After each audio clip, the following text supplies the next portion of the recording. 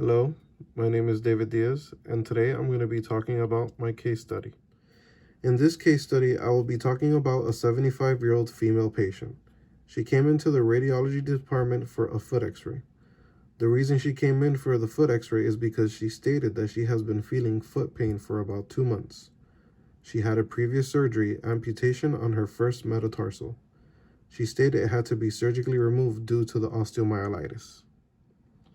The foot x-ray routine includes AP, oblique, and lateral projections.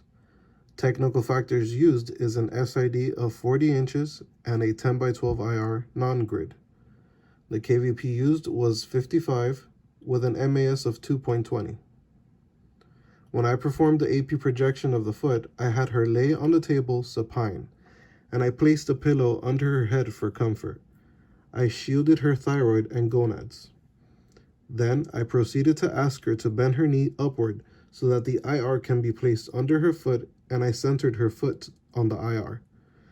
I centered the IR at the base of the third metatarsal with a 10-degree posterior angulation towards the heel.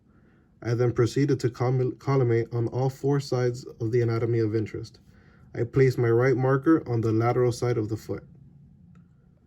For the oblique projection, I helped the patient place her foot in an oblique angulation of 30 to 40 degrees medially. I placed a sponge to help her hold the position to avoid movement. Technical factors remain the same. The CR is perpendicular to the IR and directed to the base of the third metatarsal. I collimated to the 4 sides, making sure to include the anatomy of interest. Also included marker again on the lateral side. To get the lateral projection, I instructed the patient to shift her left hip up to help her right foot be placed in a true lateral. I placed a sponge under her hip to help her maintain the position. I made sure to place the long axis of the foot aligned to the long axis of the IR. CR is placed perpendicular to the IR and is directed to the medial cuneiform, which that is the same level of the base of the third metatarsal.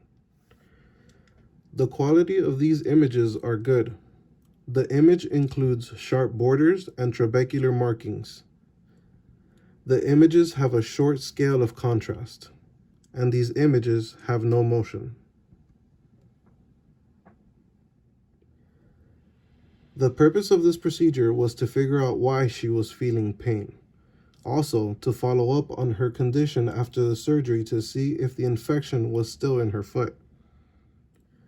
After submitting the images, the radiologist was able to see the resection of the first metatarsal joint. The report stated that the patient had diffused osteopenia and no focal area of the osteopenia or erosion. The radiologist also found that she had an ulcer on the second digit. The patient was recommended to have an additional exam of MRI for further evaluation to see if she still had osteomyelitis. And this concludes my video presentation on my case study. Thank you for watching.